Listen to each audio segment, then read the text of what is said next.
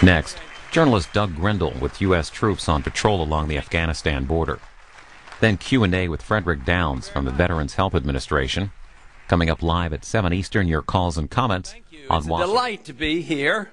It's always nice to be among friends. You know, on occasion I give a speech on the House floor. I never get applause like that. So I know there's a difference. But the truth is this last year has gained a little bit of attention from other members of the floor. Now, it'd be nice to say, well, they're all very interested in our philosophy, but you know what got their attention is what many of you helped do, and that was raise $6 million in one day.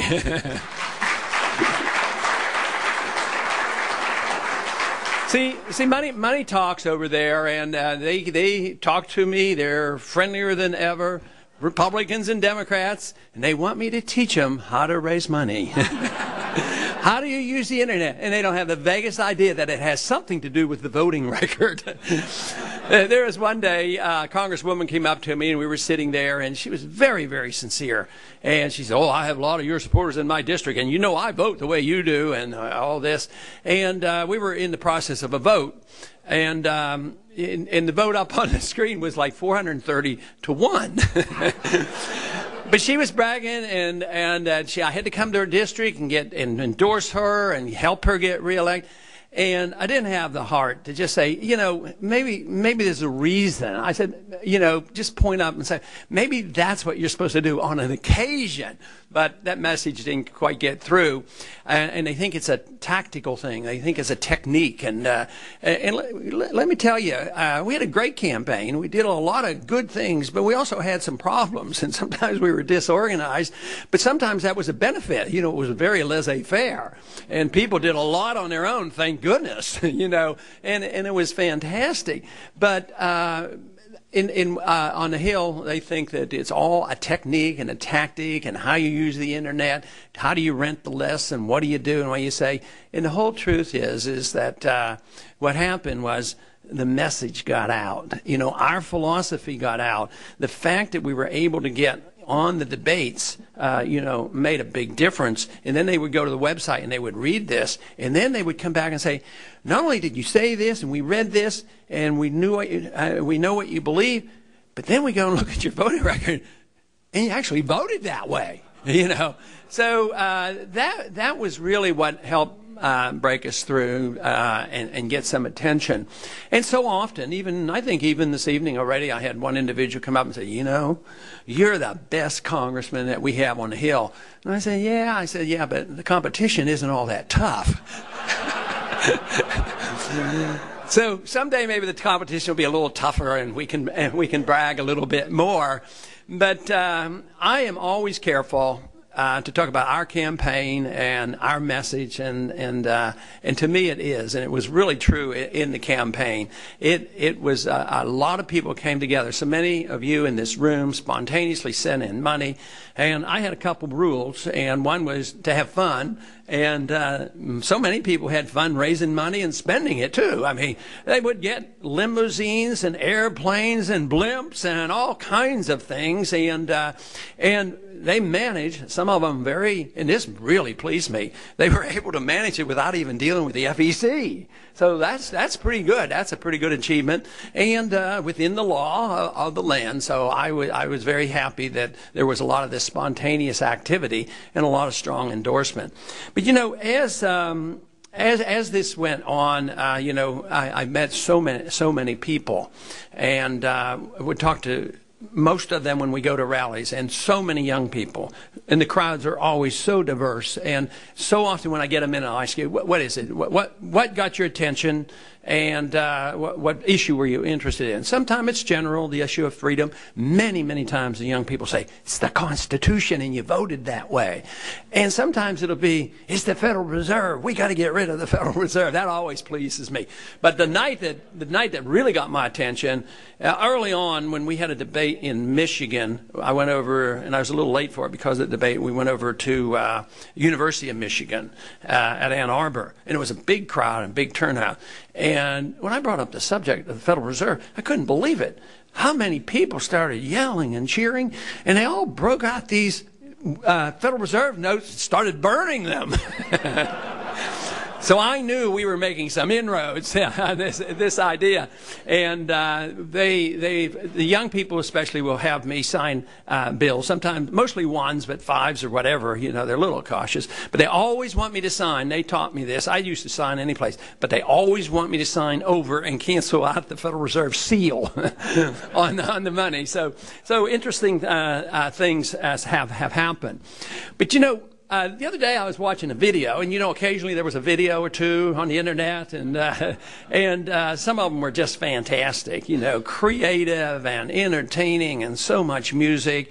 And I've always assumed that if a group and a campaign gets going, you will have music, and you won't have to buy it. It'll come, and so that pleased me a whole lot, that there was so much music.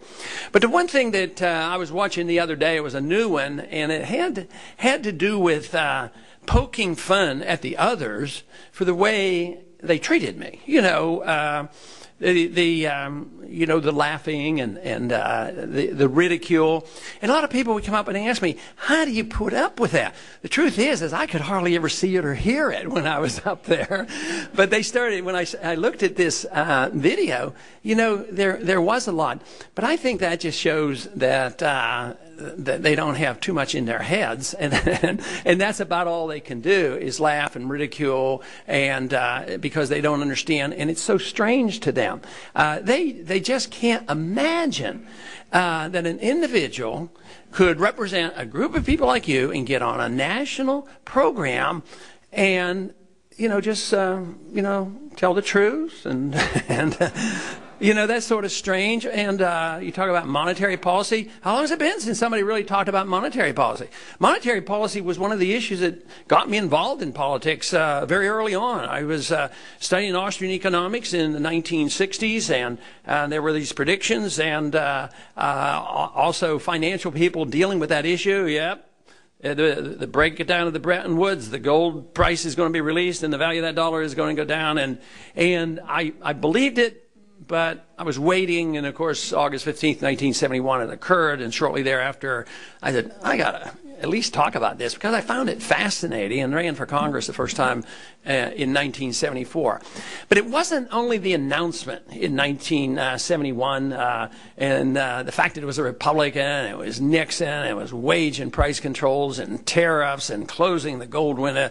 It was the reaction the next day that got my attention. It was a Sunday when they made that announcement. And on Monday, the Chamber of Commerce came out and fully endorsed it. And the stock market loved it. The stock market at that time went up a total of 34 or 38 points. It was a historic movement of the Dow in one day. And it's probably like 600 points or something today. But it went up 38 points, 34 points or whatever.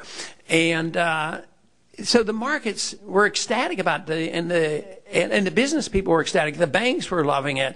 Of course, you know, I thought, well, something is strange. I didn't believe that they were right, but I understood that we will not be saved by those people who are involved and have that type of mentality.